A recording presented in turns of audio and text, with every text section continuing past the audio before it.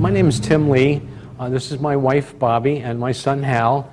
Back in March 13th of 1997, we were witnesses to seeing a UFO, an actual craft, fly directly over a house.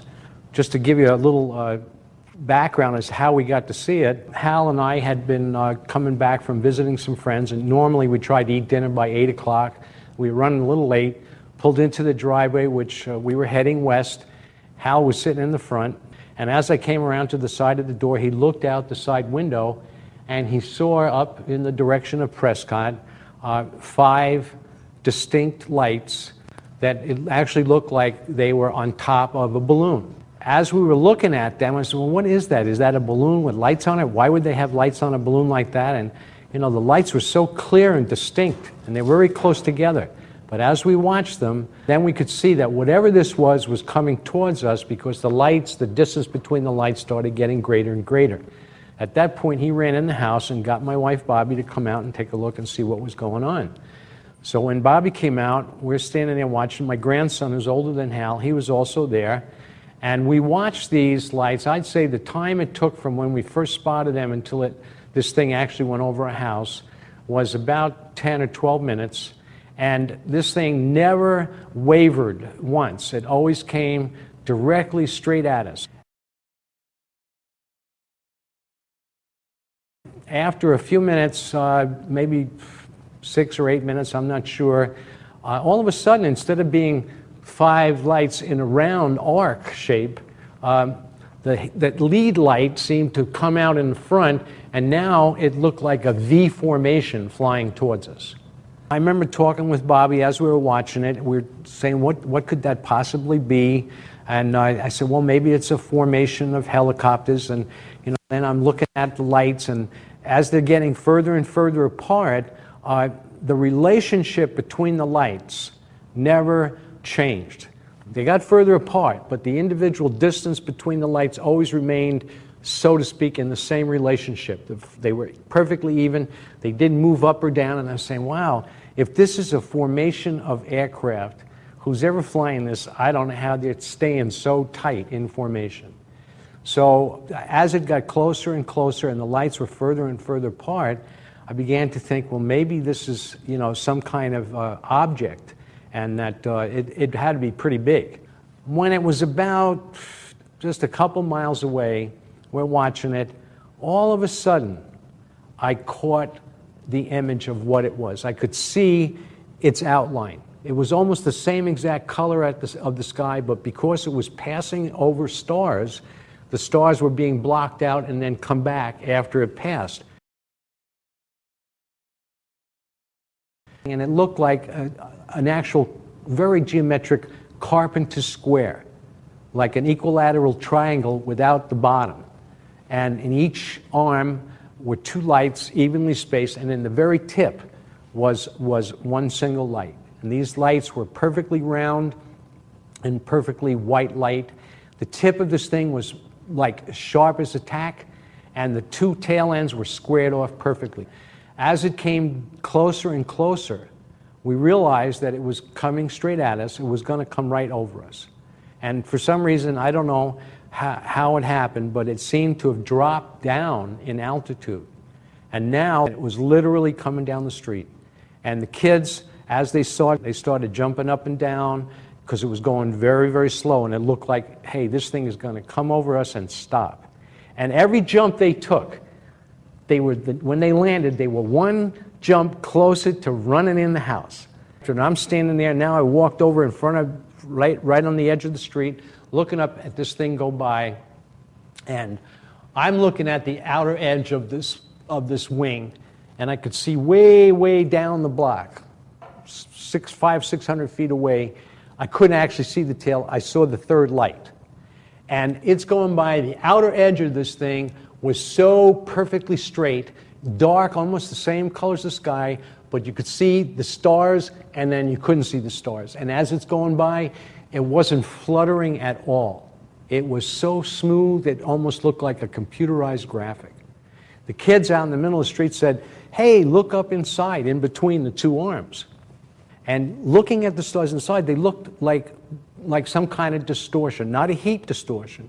It just did not look as clear as the stars on the outside. He's actually out in the street running after this thing. That's how slow it was going. The kids thought it was going about 10 or 15 miles an hour. And this last light came down, and Bobby and I were just standing there, and it went right over us, and it looked like this big circular hole of pure white light. It looked like beyond fluorescent, almost like little particles of light, and the light was stuck up inside. It was almost like it was being held inside. There was no glass on it, and there was no light that I noticed around us on the ground, but it was really, really, really bright. Then the tail end of this thing went by like that, and I saw very absolute sharp-edged went by, and as it did, the stars unfolded after it. We live up on probably about 1,200 feet above sea level. We're in a little valley above Phoenix, and surrounded by this valley are like little mountain peaks, and there's this two peaks, and in the middle of it a little hill. This thing went right through the crack in the mountain. It flew right through there. It didn't go over the top. It just barely fit. It kind of was in such a way now it was probably just going straight, because now I could see the lights from the backside underneath. It went out straight over towards the airport, right to the right side of Squaw Peak, and then I lost the lights in whatever lights were flying around in the atmosphere, disturbance or whatever. So when I saw this technology, I know there's nothing on this planet like that. There's no capacity to fly a craft. It wasn't even flying. How could something be lifted by air going that slow? Not possible. Not possible whatsoever. This thing was not flying.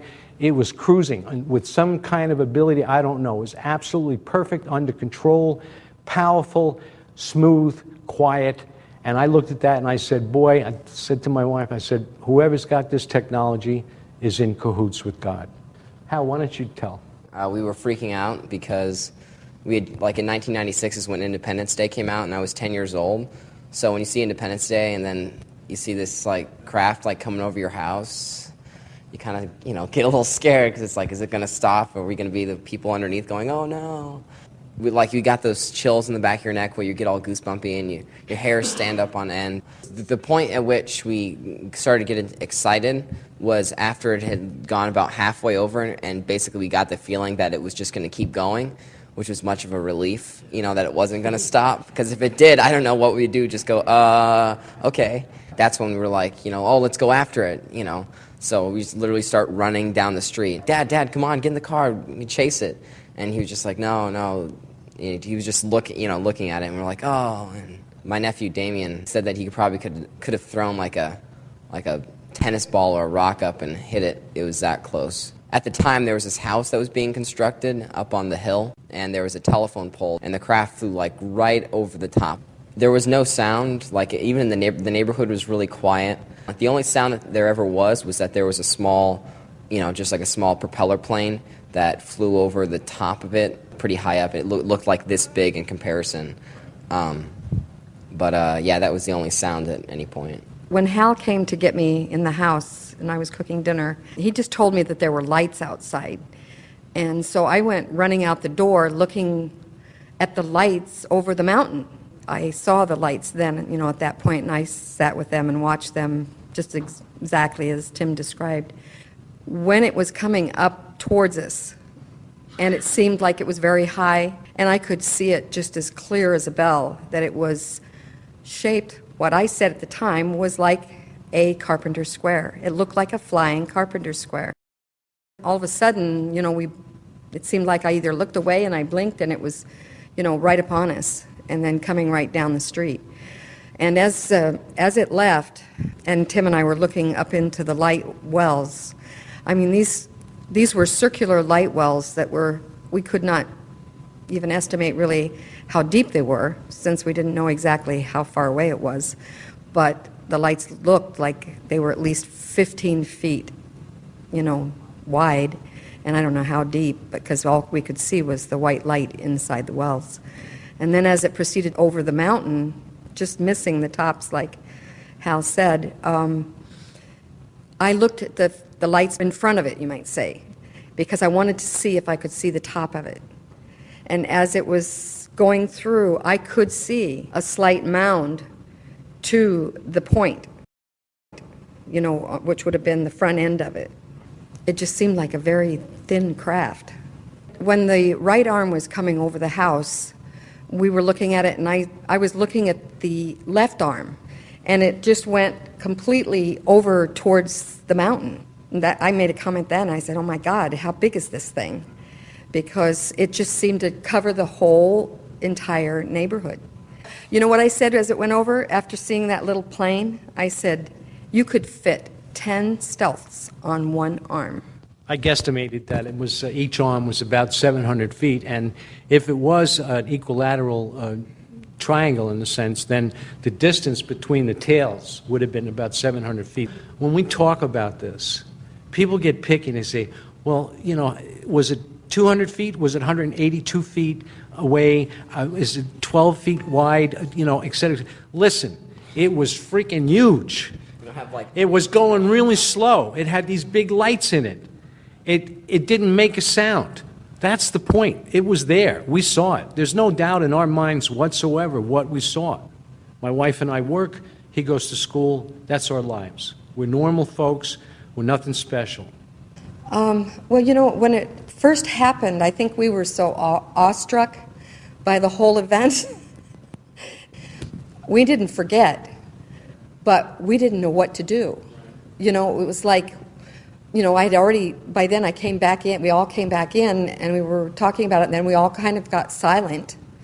And we were all sitting at the table, and this was, you know, Hal, Tim, and Damien, our grandson, who was then 14, and myself, and we didn't know what to even say to one another. You know, we were just kind of like sitting there. And then we said, what do we do? You know, I mean, who do we call? You know, we didn't know what to do. And so we didn't call anybody. Because, well, you have that stigma, you know, it's like... You trust, you know, your family, and, you know, if we say we saw something, you know, then we did. And, you know, they'll support us either way. There was this kid that lived just a few blocks from me, and my stepson knew him. He brought the kid over to my house, and the kid did these drawings, and it was exactly what we saw. So I ended up going over to this kid's house and meeting his father, and both of them described what we saw, but they saw it from like a couple blocks below. I personally, and I know they feel the same way, it doesn't matter to me whether you believe me or not. It doesn't. It only matters to you, because we know what we saw. We know what we have. You need to see that. You need to understand that. That's it. So that's where our attitude is at. So, you know, 10 years, nothing happening, and all of a sudden here we are talking about it. Fine, we'll talk about it. We'll tell you exactly what happened.